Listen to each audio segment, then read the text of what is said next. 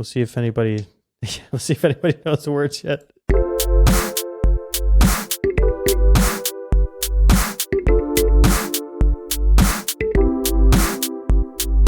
It's another Friday.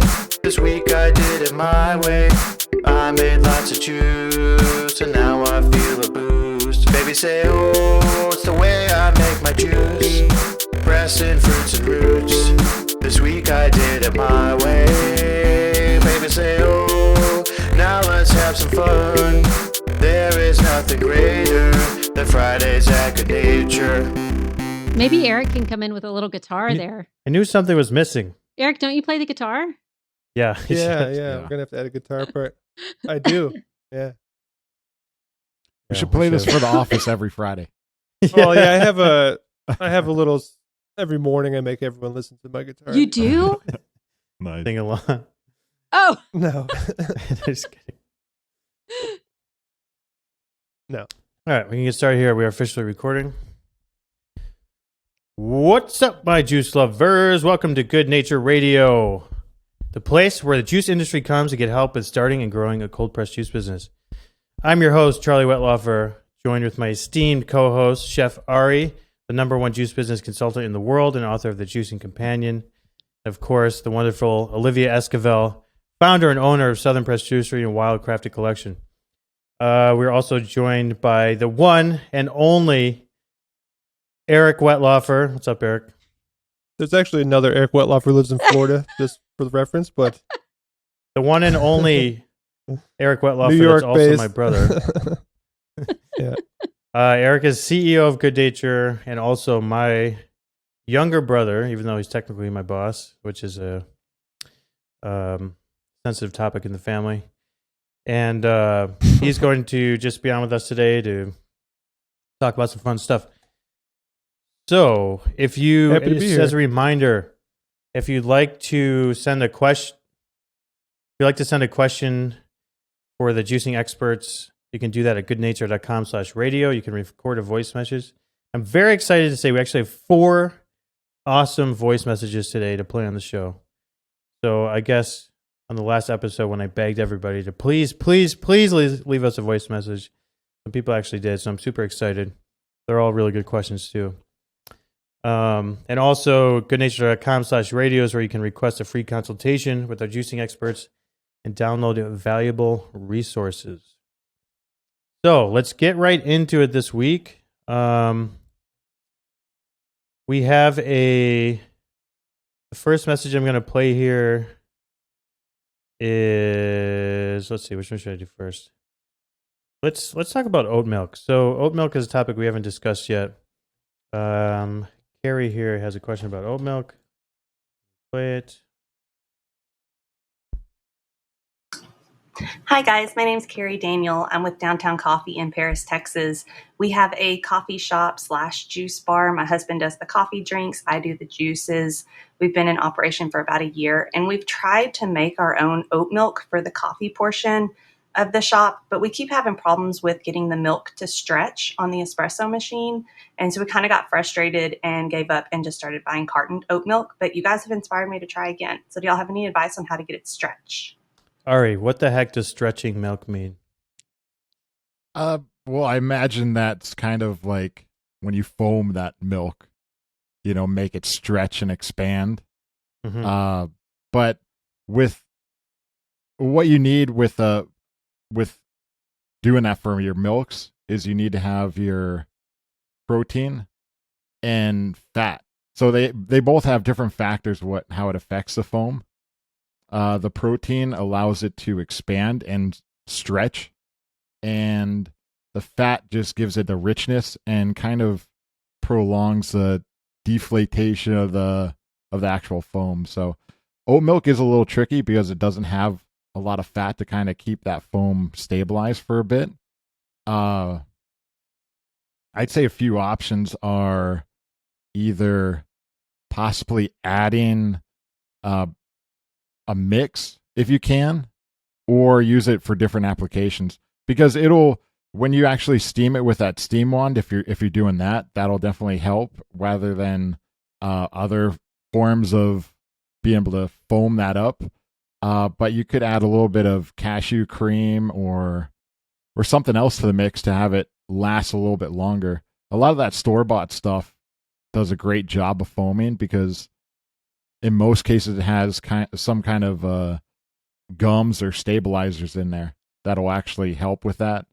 But the real natural stuff doesn't have that. So, just mess around with the ratios, possibly introduce some other different types of seeds or grains that might have that fat content to help it out.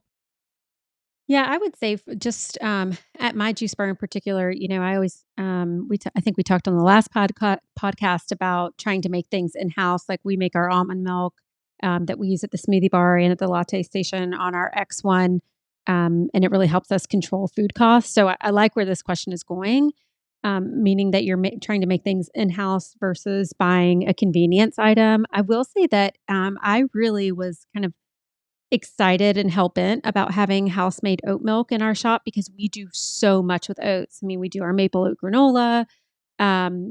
We buy so many oats. It's unbelievable. So I was like, why are we not making oat milk? And why are we not serving oat milk? Because we weren't actually buying carton oat milk because I'm so against that just in my own shop. It's just not our particular brand. I mean, and I love the carton oat milk stuff. But so one thing that we do, I don't know how your espresso machine works, but we actually get really high quality, high grade frothers, and we put our milks in that and froth that while the espresso is going. We don't use espresso. We use a cold brew extract from a local coffee maker. So you might want to consider, because I don't know what machine you have. I'm not sure if the coffee is mixing together with the milk at some point, but if you're just steaming the milk, you might want to just consider getting something, a frother that takes it to a higher level and stirs it at the same time. They're really nice because you can do double or triple batches in them. You pour them into the container, put it on like a burner, and just push the go button, and it just spins and spins rather than having to stand there with a wand. So that's my preferred method. And then you could add in the espresso later. I will say, just an FYI, I mean, being able to source things right now is difficult, and it's what may be difficult for me to source may not be difficult for another juice bar to source, but I'm having great difficulty sourcing oats right now. Particularly the kind of oats that we get are gluten-free rolled oats. So just something to consider. Maybe that's a product that you just, let your staff know and let consumers know, hey, this is made in-house. It's not going to have the same froth that you might expect from a barista mix. But it is made in-house. And then maybe always have a carton or two backup if you can get happy with the consistency that you're going with. Or you may just have to throw in the towel and be like, this isn't giving us the consistency and the quality and our coffee that we want. I think at some point you have to make a judgment call, but just make sure that you're communicating it, one, and that two, you're able to source it consistently.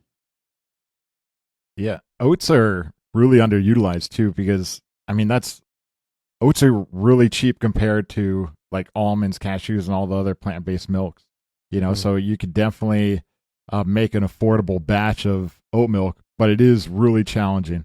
That's probably the most challenging plant-based milk to make because you get that slimy consistency if it's either over-processed or over-soaked. So be sure to consider what kind of oat you're using, like a steel cut or rolled oat, and then that soak time will vary. Make sure your liquid as cold as possible through that process. When you're blending it together for pressing. And time is really critical for that too, Yeah, and you're going to have a shorter shelf life on that, just like you are on all plant-based milk. So just take that into consideration for your production. It's maybe something you have to make every 2 to 3 days, regardless of your volume. It may be something if you have a lot of volume, but you're making smaller batches, you may have to end up making it every day. But just something to consider. I'm going to say something I forgot. Oh, yeah. I mean, what Olivia said about the education, it seems like you could just have a little sign or just verbally tell people, like, if you order a coffee with oat milk, it may not be as foamy as you're used to or something, because we make everything in-house from real rolled oats, and it's super fresh, and it doesn't come from a carton. That almost improves the brand, in my opinion. Yeah, when people know that you're dedicated to I will that. say I wouldn't probably getting into a super long conversation from the branding perspective, but if you follow Southern Press Juicery, you'll notice that we are really always toting the fact that we make our house-made almond milk. And so, I have 8, 10 smoothies on the menu, and every single time it has an almond milk in it. In the description and the ingredients on the menu that guests are reading, it says house-made almond milk. I don't care if I say it 10 times in a row. So that's something you could do. I mean, once I read house-made, I already kind of know it's not going to be what I'm expecting from your local grocer. Um, Sometimes I think, because just from human nature, we have the tendency to over-explain, and then it just gets too complicated. So maybe just dote on the fact that it's house-made, and they'll already know that it's special, that is maybe a reason why it's higher price, and that the consistency is going to be a little bit different than what they're used to at home. I was reading one oat milk brand that specifically advertises that their milk is good for stretching and foaming, and they put sunflower oil. They were talking about the sunflower oil they add. So I guess that gives it the fat that holds the steam better. That's Yeah, something you so could probably, as Ari Mhm. said, like you're just missing that fat. So if you can add, Yeah. like Ari said, the cashews have a ton of fat in them. So if you add the cashew milk, probably foam it pretty well. Or even, what if you could just add in some almond oil or nut oil or something? Okay, we can move on. Next message from Tess is about raising prices, which I'm excited to have my brother on for this discussion because we talk about this all the time at Goodnature. There's always a constant discussion going on about pricing if you're running any type of business. Let's see here. Here it is. Hello, Goodnature. This is Tessie with Roots Wellness Bar. I own a little small home-based juice business. We sell 12-ounce bottles at $8 a pop. My question for you is, how do you go about raising prices? We would like to go from $8 to $9 just because of cost of goods, all that struggle bus that's going around, and we're looking to have to do that. So I would love your guys' thoughts on how to do that with your customers and roll that out, and what's the best conversation to have. Thanks. Olivia, do you want to kick this one off? Yeah, I mean, okay, so my first thing is, it sounds like you're calculating your food cost to me, just from that very brief message, just because you said increase of cost of goods. But the first thing before you make any sort of pricing decisions, starting out, or even if you're deep into it, is to know your food cost. I've been on the phone with so many juice bars this week, some that are starting, some that are deep into their business, and they are not calculating food costs correctly. And so it's really hard for us to determine, without doing that first, what marketing move we want to make, what conversation we want to have with guests. So if you need help calculating food costs, the first thing I would say is to reach out to Chef Ari and get really intimate with knowing that process and knowing how to create a food cost spreadsheet by yourself. After Chef Ari leads you with that, that way you can do a full cost analysis of your menu. And then it's something that you should really be doing frequently, particularly with the shift of cost of goods. Like she said, it's something that we're doing at least once a month, and really we should probably be doing it more than that.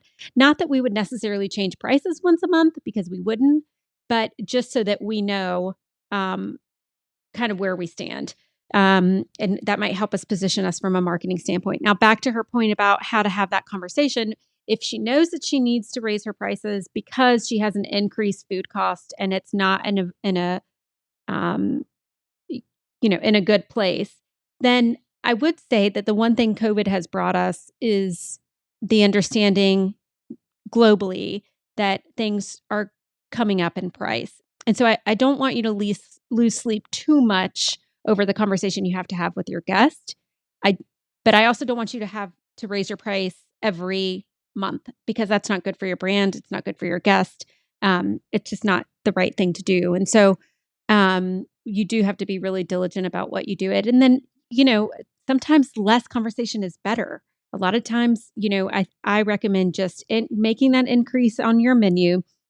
There will be a guest, particularly a regular guest, that comes up that knows that her, ABC juice or smoothie cost $8 and now it costs $9.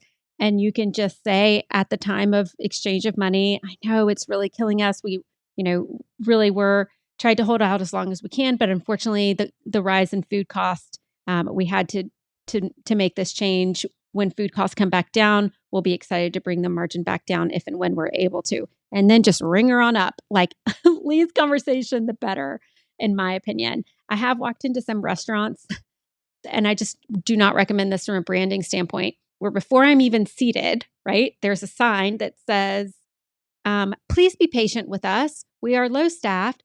Prices have gone up.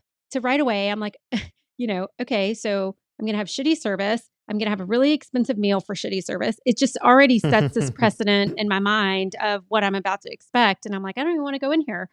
So I know from buying my own groceries at home, you all know, and especially from running a business, that everything is more expensive than it was before. And it's just the way of the world right now. So I would just quietly make the change, have the conversation when it comes up in conversation with a guest, show your remorse as you would want to be shown, and then just say, basically, this is what we have to do right now to keep up with cost of goods. Simple as that. Yeah, 100%. Like I mean, now that you have it definitely sounds like you have your food costs figured out, which is really refreshing for sure. Understanding that you need to make that movement. I feel that as an owner, it feels like a lot more challenging than it actually is, than just making that less is more. Definitely. Your demographic has that factor in as well. Like you're just raising it from $8 to $9, so it's not a huge jump. So having that food cost there, which sounds like you already have, you could be transparent if it's ever brought up too. You could say, my cost of goods went up 10%. This is something we have to do to stay in business if it is brought up. But I think making that change, it's not a huge jump, and I think most people will realize that. Right. And I mean, this is why it's just so important to know your cost of goods, your food costs, before you even, if you can, before you set a menu out. Because I was concerned when the question started playing that it was going to be from like $8 to $12. And then I'm like, whoa, now this is the conversation, because this totally changes your brand. So I would say I like to have a rule of thumb of unless I'm doing an entire menu price increase, which I've only done one, which in the 7 years that Southern Patisserie has been running, and it was recently. Typically, when I increase the price of something, I'm so knowledgeable about what our food cost is at that current time that I'll find something else on my menu to bring the price down. Not that it's going to increase my sales. And in fact, I'll probably end up losing that dollar at the end of what I brought down. But it just feels good to say to guests, yes, we had to raise the price of ABC juice $1, but we were able to bring the price down of juices X, Y, and Z down $1. Like, for me as an owner operator, it just feels a little better to sort of have like a give and take. But again, you can't start making those decisions until you know what your food costs are. And that's why you just, maybe you even put out a new seasonal thing that hasn't been on your menu before, like apples right now. Are you doing apple cider where the cost is really great and you offer that at an 8? And then you quietly slip the 8 to 9 up on your other juices. And then you just talk a lot about the new seasonal feature that's at 8 or $7.50 and blow, just print money on that guy. And then slowly, really, they'll just kind of get used to the prices. Eric, as the CEO of the number one commercial juice equipment manufacturer in the world, how do you think about prices? Pricing is really hard. I've read books on it, and I know we literally talk about pricing every day. And we have a lot of SKUs of stuff we sell. How many hundreds of spare parts we offer and things like that. But like Olivia said, the first thing you have to do is know your cost. If you can't make your margin on a product, and Olivia, you talked about this when you're in Buffalo too, that you go through your menu and you decide it's time to pull this item because I can't raise the price enough. Like if something goes out of season or something. So you actually will look at, should I be even offering this now? Or should I just raise the price on, or should I pull it? And that's an important thing to consider too. It might be some time for something to go sometimes. The other thing to put in perspective, so raising $1, so from 8 to 9, it's like 12.5%. depending on how long you've been at that price point, I'm guessing costs have gone up more than 12.5% on a lot of stuff. It feels worse as the business owner to charge your customer more, but as the customer buying all the fruits and vegetables and bottles and things, you've been paying all these increased prices as well. And you just have to, as a business owner, be able to cover your overhead, make your required margin so you can continue to offer your products.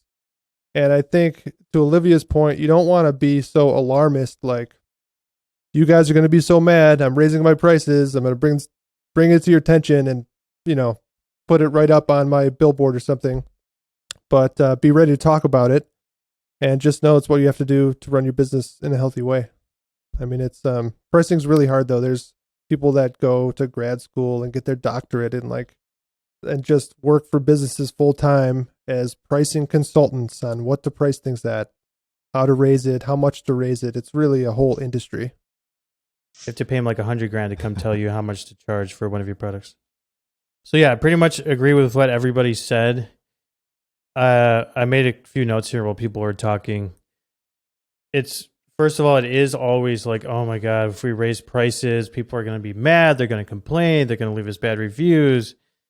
And that may be true. Like a few people might, but I think you have to think about your customers as a whole group instead of just worrying about the individual customer that might complain. And the truth is, even though they complain, if they like your product and they like your brand and they like your juice, I don't think raising your juice price $1 is going to cause them to stop buying from you and go somewhere else. I think it will be like a moment of friction in your business, maybe. And also, you're probably overthinking it. It's probably not as big a deal as you think.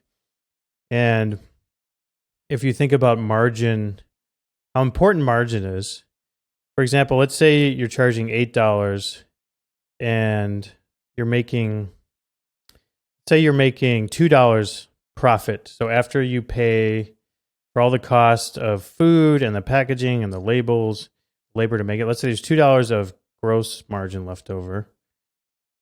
And now you raise that to $9.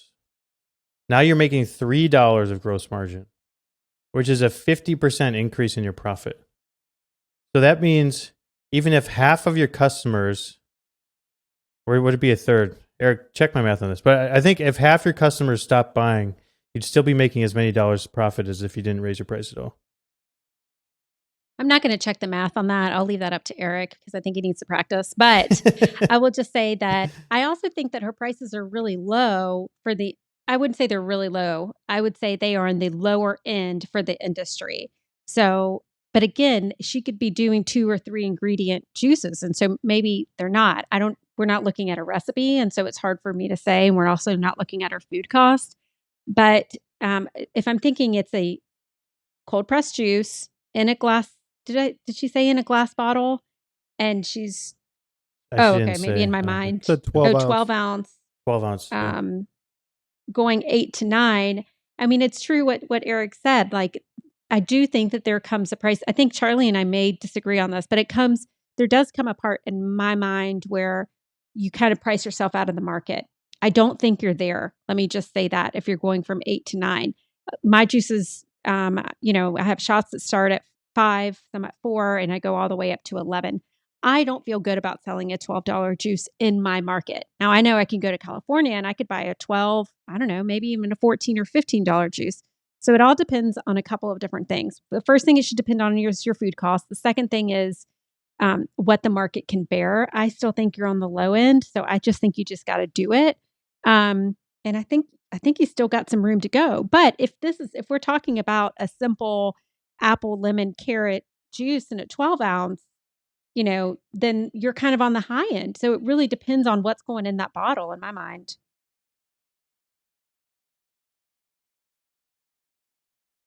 Yeah, no, I totally agree with that. But the first thing I thought is $8 seems low. If you're making your juice on a Goodnature cold press and you're buying all the produce and you're bottling it, you're selling it, and set your juices at home, you might even be delivering to the customer. You've got to leave enough in the price that you can afford to keep doing business and keep making juice and keep acquiring customers. And if your margins are razor thin, like let's say you get like a bad batch of produce that costs you $100 in waste, and now you're not making money this week because that was all of your profit from the whole week. Like you need to leave yourself enough room. So I would say just go ahead and do the price increase, and it's probably not going to be as big a deal as you think. Chef, what do you think? Yeah. Did you say? Yeah, there's a funny story of when I was a chef in Vegas. It wasn't the property I worked at, but there was tons of conventions that would happen. You know, all different kinds of industries that would come to town, and they would have this thing called dynamic pricing. You know, and all their menus, cocktails, everything, depending on who was in town, those prices would go up. So, like if there was a concrete convention, the steak prices and the hard alcohol would go up. If we had JuiceCon there, all the vegetarian options would go up, and they would constantly fluctuate the prices almost weekly. It was pretty. It was a cool thing to see, but it was something. Not something I recommend. This goes back to your not something I recommend from a branding perspective. Yeah, that's something that works in Vegas. Things that work in Vegas work nowhere else. I have another interesting pricing story, which is also not a recommendation, but just a story. I don't know if you guys know this, but maybe you've noticed, but the candy bar industry, the way they do price increases is they release like a king size candy bar at a higher price. And then they slowly make that smaller and smaller and smaller until it's not a king size anymore. It's just a regular candy bar, but it's still at the old king size price. And then after like a year, when it gets to be the size of a regular candy bar, now they release a new king size candy bar at a higher price. And they keep doing that. That's like the cycle With like and how they cereal and stuff too. They do that. They have like the family size, which is the big one, and then the regular one's like a couple ounces less than it used to be. Yeah, Girl Scout cookies. I'm onto them. Ari I leaves can't a be the lot only of, one that can eat a box in one sitting, you know? Yeah, Ari leaves a lot of really negative, nasty Girl Scout cookie reviews. They're not getting that past me, you know? I used to get full on a box of grasshoppers. Now I don't get full anymore. Something's going on. That's funny. That's funny. All right. We've got someone else for the home business left us a message. Play T's message here. Hi, you guys. My name is T. I'm so happy you guys started this podcast. I love it. My question is, what advice would you give someone like me, a home-based juice business owner, with staying consistent with pickups and days, and how to make a home-based juice business run more smoothly? All right. So, yeah, how do you schedule pickups and deliveries and orders? Olivia, did you start? I remember I didn't start it. I didn't start the business at home, but I started the model at home before we opened, creating our recipes and figuring out food costs and things like that. And then, when we first did open, we started with a lot of farmers markets. We already had a brick and mortar, but we used farmers markets to get the word out. And then we even toyed with delivery, which kind of plays into this. But I talked to a lot of folks that are starting their business out at home. And I think that's a totally fine way to keep your costs down and figure out, kind of grow slowly and figure out what you can do. But I would say there are some things that you do at home that still need to be restaurant grade, right? Particularly for production and consistency with your guests. So I think it's really important to start to institute or implement systems in your company, even if you're making from home. I mean, we all know the trouble and the struggle with cold press juicing is you get all of this produce, right? And you have no more room for anything else. And then you juice it and it goes into a few bottles and then you're empty again. And so you're really coming up with that cycle, and you want to get it out as quickly as possible so you don't lose dates. So I would just, I would say that I know that it's very easy to jump around with guests. So like we would say, we'll do deliveries on Tuesdays and Thursdays from 2 to 4 in a 3-mile radius or something like that from our brick and mortar.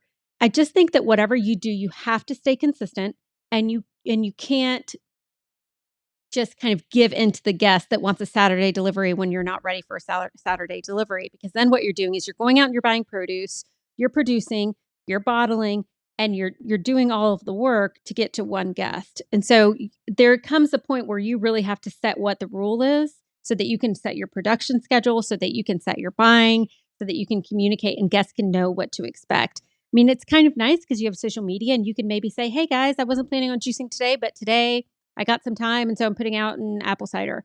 And maybe you can sell that on the fly. But the best thing you can do for your guests is just be consistent. So how do you do that? You just say, okay, according to my home life balance, in the days that I get my produce on X days, I'm going to wash maybe that day and produce the next day. I mean, I'll let chef take that part, but you just have to stay consistent and be communicating that plan with your guest. And then after a little bit of time, they will start to get kind of with the program and know, okay, we know that she delivers on Saturdays and Sundays, so we better get our order in by Friday at 12 o'clock. Yeah, setting up that schedule is crucial, because when you have a home-based business, you don't want people to need to follow you to find out when they could order their product. You have to evaluate what you're doing. Like, do you have another job? Do you have other requirements that you got to go to? Set that schedule and stick with it, and determine what works for you.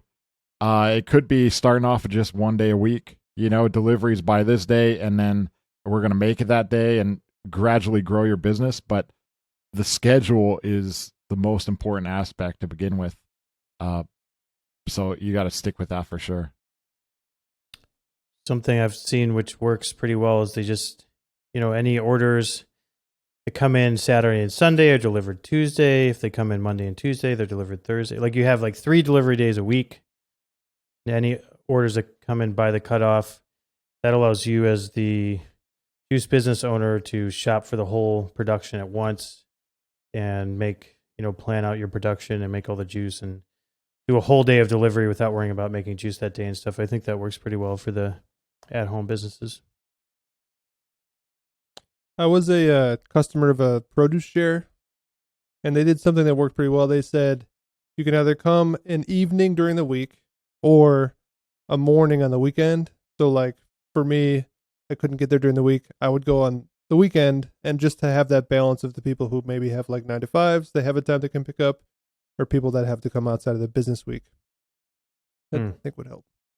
That makes sense. A lot of challenges too for home-based businesses is they take special requests too often. Yeah, like, hey, I can't get there on Tuesday.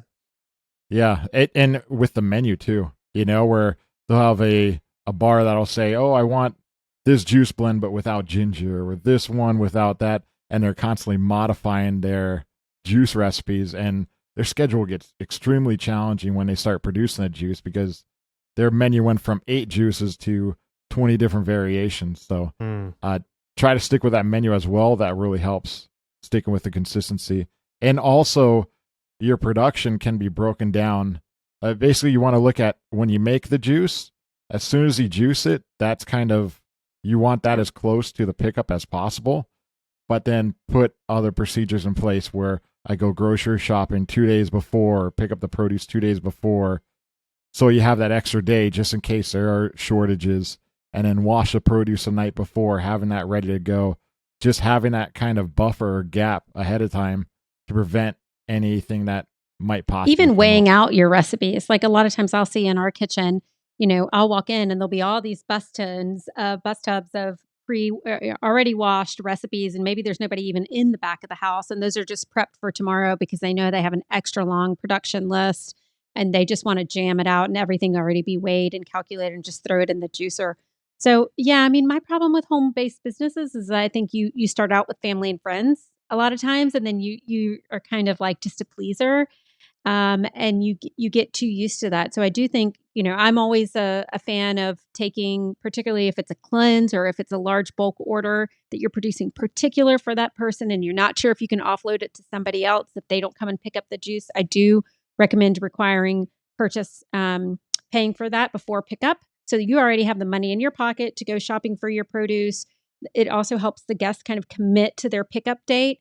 and have it right on your website that there's no, due to the nature of this business, there's you're committed to the day that you produce or the day that you pick to pick up. So I just think create some systems that feel like they work for you and obviously for your guest. If Sunday's a bad day to pick up and you realize that none of your guests want to pick up on Sunday, then obviously that's not a day you would pick. But you kind of get to make the shots as long as you realize you're going to have some people that'll criticize, and that's okay. You just say, this is the way I have to do it right now. Let me know, if you'd like to submit an order. Yeah, I mean, with this type of business, if you're taking orders and then producing to that order, it has to be paid up front, in my opinion. I mean, let's just I do that even at Southern Press. You just set up a little Shopify website, take orders up front, they pay with their credit card, and then okay, Monday, my juicing day, I have to produce for all the orders that came in Friday, Saturday, Sunday, and then deliver them all Tuesday or get picked up Tuesday, whatever. Yeah, that makes a lot of sense. Yeah, there's a lot of systems like that I think could really help. Current juice bars, brick and mortars, and from home, like having a cleanse form if it's going to be a long bulk order, having a cleanse form with the day they're going to pick up, the time they're going to pick up, their phone number so you can call them back. How many people are doing the cleanses, right? Because sometimes they'll say, oh, we want to pick up 6 days worth of cleanses. Okay, well, I need to know from a production standpoint, is that 2 people doing 3 days or is that 1 person doing 6 days? Because the dates, right, chef, have to correspond with how many people it is.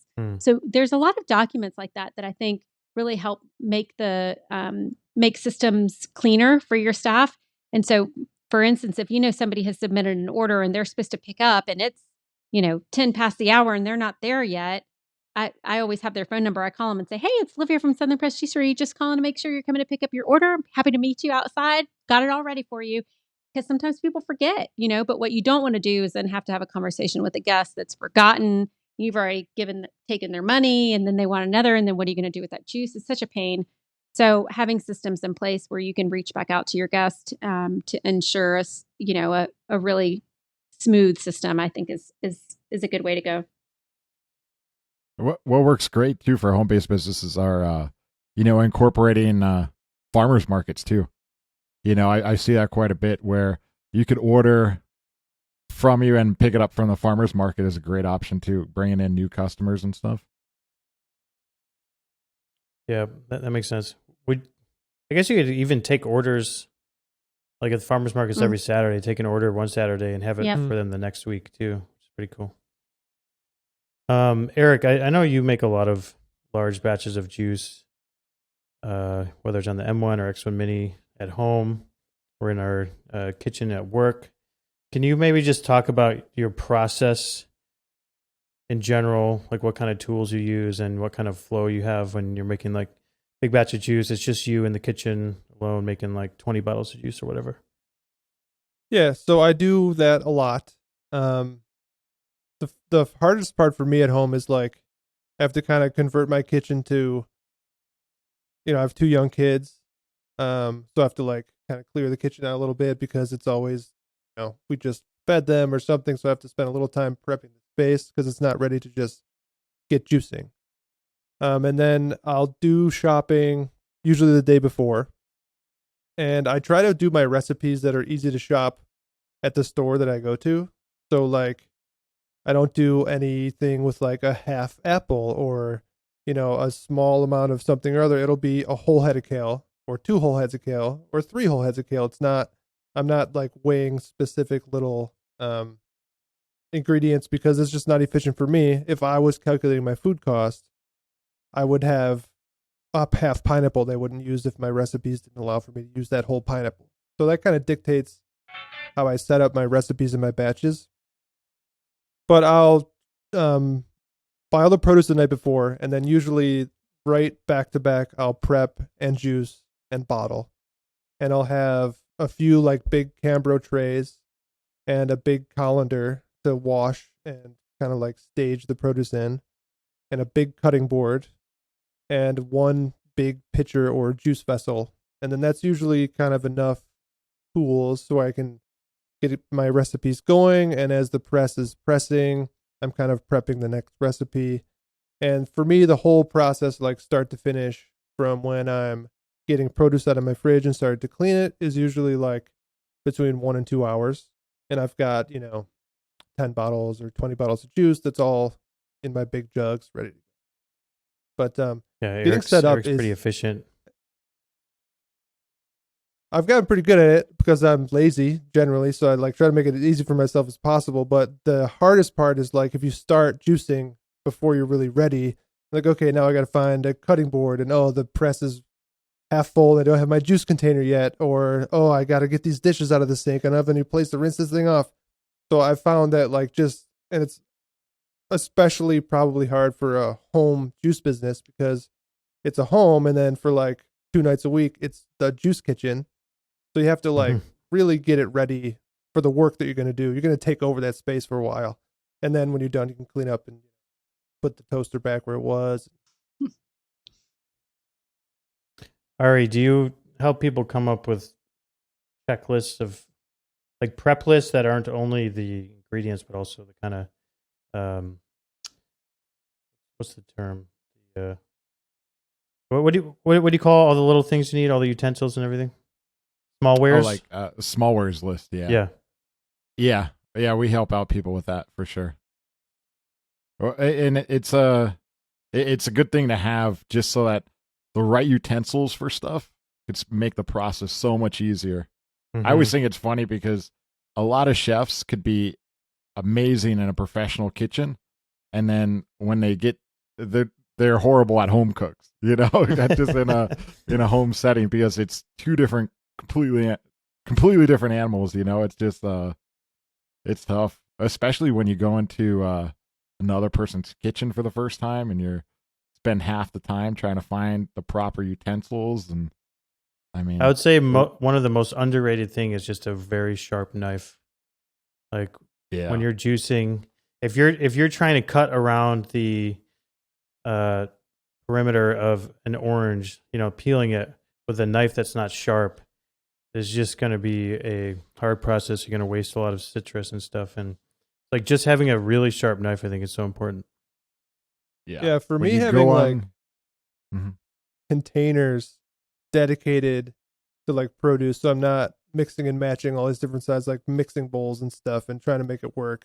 If I have like my set of stuff, that helps out a lot because things get taken for other purposes at home when you have family. Yeah, I do think it's totally possible with a Goodnature M1 to run a little juice business from home, especially if you're doing the method that he was asking about here, which is taking orders online for a couple days, producing all those orders and delivering them all. And you just have a nice system in place where you're not always scrambling to fill a last minute order or, like Ari said, doing customizations or trying to do a million different things. It's just a nice process. You've got everything laid out correctly. On our website, we've got a home kitchen infographic layout you can download. You can probably find it. Just Google Goodnature home kitchen layout.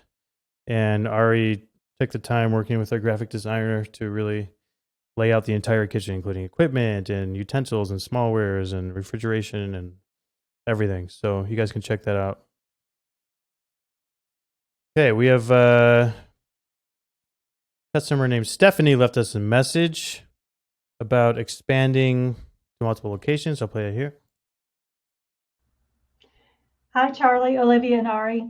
I'm enjoying your podcast. This is Stephanie with Peak Press Juicery, and I would like to hear your opinions on storefront location, especially in relation to growth potential versus overhead.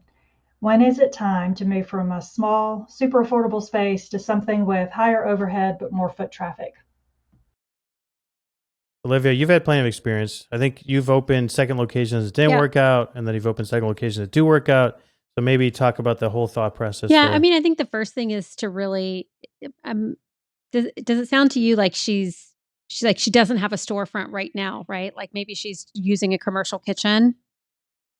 That's kind of what it sounded like to me. Like she's ready to move into an actual storefront to get more people to come in. I mean, yeah, like pick a storefront. Yes, okay. So not going from 1 to 2, but really going to your first one.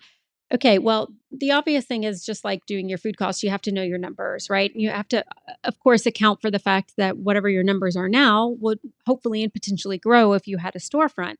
But really, you have to have financial backing. I mean, you have to have some sort of comfort level that you'll be able to, one, if it's slow at the beginning, as people get to know that you're there, make rent cost, make utilities, make all your fixed cost, and then still be able to pay for your produce and your labor and, your cost of goods. So, I mean, not to like dumb it down to that, but really you have to know that you can kind of float the company potentially, for, I mean, I don't know what Dave Ramsey would say, but at least 6 months or so, I think, would be like ideal. Um, but I think, for me, I always talk a lot about it before. I'm a big manifester. And so I start, like, if that feels like it's really going to be good for me, I kind of start talking about it. Guys, I'm really thinking about opening a location in this area. What do you think? For me, it's walk-in traffic. People want me to open Southern Press Juicery in so many different locations and so many nooks and crannies, and even in big cities like Charleston. And I finally did open in Charlotte, but it's for me, for my particular brand, I have to have walk by traffic. I will get my regulars that will come as a destination and park and get out of their car and come in and stay on their Wi-Fi for 2 or 3 hours. But the bulk of my service out to guests has to be people that were walking by, that were trying to go somewhere for lunch or trying to go for somewhere for breakfast, and they got lured in and picked Southern Press Juicery instead. So I would just make sure that you find a location that is not so high that you're like, crap, if nobody walks in the door for 30 days, I'm not going to be able to pay the bills. But it's a nice kind of, small to medium rent. And that there's parking, that there's accessibility, that there's a crowd there that you can really feed into. It's like, I mean, I don't know how many like emails I get a week from realtors saying like, hey, Olivia, there's this new shopping center coming and there's going to be like an axe throwing place and and all these, like a beer place. And I'm like, listen, dude, I'm not at all interested in being the anchor. I'm not big enough for that. I don't want to be the place where other little shops are pulling off of my guest. I want to be next to another anchor where I'm feeding off of them. I don't want to be the biggest fish in the pond because I need more people than that. So I'm not interested in being next to, places that are only open at night, like entertainment places or beer shops and things like that. So I would just take a really good look at the surroundings, foot traffic, and just try not to fall in love too easy. You have to consider, do you have to build a kitchen out? What are the requirements for that? What is Department of Health going to require? Are there bathrooms? What's the square footage? In every state, it's a little bit different, even sometimes countywide, how many bathrooms you need per occupancy load. So having probably a discussion with chef about what the back of the house looks like now and what you would need. Are you going to, if you're going to have an increase in guests, are you going to need to jump up from an M1 to a mini, or from a mini to an X1? Kind of depends on where you are, right? But I mean, for sure, having a front of the house and a brick and mortar helps. Having an actual place it's a beautiful thing. You can take pride in it. You can spread out. You can do so many new things. You can test things with your guests, but you got to be able to afford it. Yeah, I mean, the location is definitely the most important aspect for sure. What your surrounding businesses are, like Olivia mentioned. Some cities might not have a really walkable area storefront, so that's where drive-throughs are extremely critical, or have some kind of option where people could order their juice and can be delivered out front to them. A lot of times it's an afterthought with that, where, I mean, people from the gym, they're sweaty, they're stinky, they don't want to walk inside. They need that option to be able to order it and have someone bring it out to them. So that's definitely important, but figure out the numbers and have as much of a padding as you can, because restaurants, juice bars are the same. You need to have that 6-month padding just when you're getting your feet under you to become profitable. So what do you think, Eric? Any thoughts on this? Well, I guess it depends on what your goals are as a business. If I'm going to end up with a busy storefront and I'm trying to do this much in sales, And in order to do that, you have to have this storefront. If you're growing and you're not comfortable in your current space, I think it's time to make that next step. I think also sometimes people feel this pressure to open new locations and scale because they feel like that's what they're supposed to do. But then you might have two medium busy locations that are kind of competing with each other instead of one location that's like crushing it and just there's always a line. And so I think if your plan is to grow and you need that space to grow and you have an opportunity that you see, and I think you got to go for it if that's where you're trying to head your business. Yeah, that's a good point. Depends on the goals. Remember when Matt Sherman of what's his Google Fresh? Hugo Fresh. He was very honest at JuiceCon and opened up about how he felt like really if he could have done it all over again instead of expanding to a bunch of stores, he would have just stuck to his one super profitable juice bar. They had an awesome reputation, great reviews, it was busy all the time. They were making money. And then he expanded, opened up a bunch of new stores, and eventually went out of business. And he said if he would have done it all over again, he would have just focused on having one or two really good stores instead of trying to grow so much. But I think there is a lot of pressure to grow as a business owner, just from people you know, and maybe if you have investors or customers always saying, oh, you should open one here, it'd be great for you. And Olivia, you said like realtors and stuff telling you there's these great new shopping centers open. There's a lot of pressure, just external pressure to grow all the time. But probably doesn't always make sense. Yeah, people think that's the ultimate sign of success is how many locations they have, Yeah.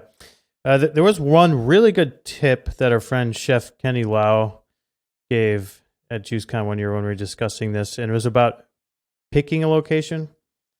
And he said what he'll help his customers do, he's also a consultant, is he'll go and sit up front. Like if you are opening a juice bar and you're trying to choose a specific shopping center or something, he'll go sit at the shopping center outside of a similar type of business, say it's a cafe, and he'll literally sit there all day and count how many people walk in and out. That's what I do. And then he'll go in the cafe and he'll try to calculate in his mind what he thinks the average amount someone spends in.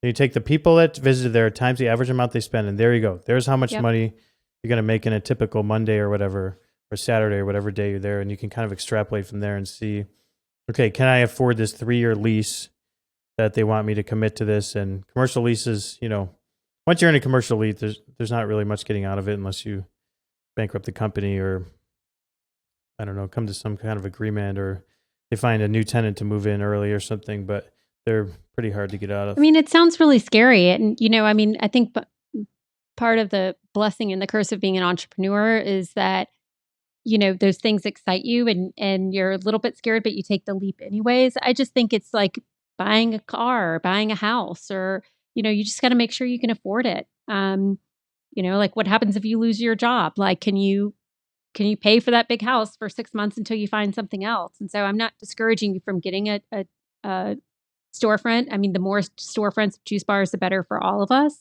I just think you don't fall in love with the first thing you see. All right. Well, thank you guys for another great episode. Thank you for our wonderful audience for calling in and contributing. Again, you can do that at goodnature.com/radio and record a voice message for us. Thank you to Eric for joining today. I think he'll be on more frequently in the future. And I hope everybody has a great and awesome weekend and drinks plenty of juice. Bye, guys. Thanks, everybody. Thank you. Bye.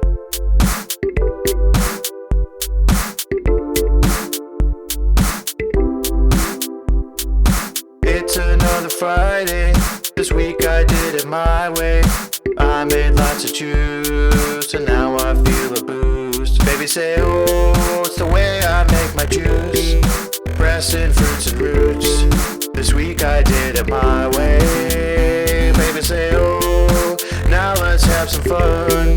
There is nothing greater than Fridays at Goodnature.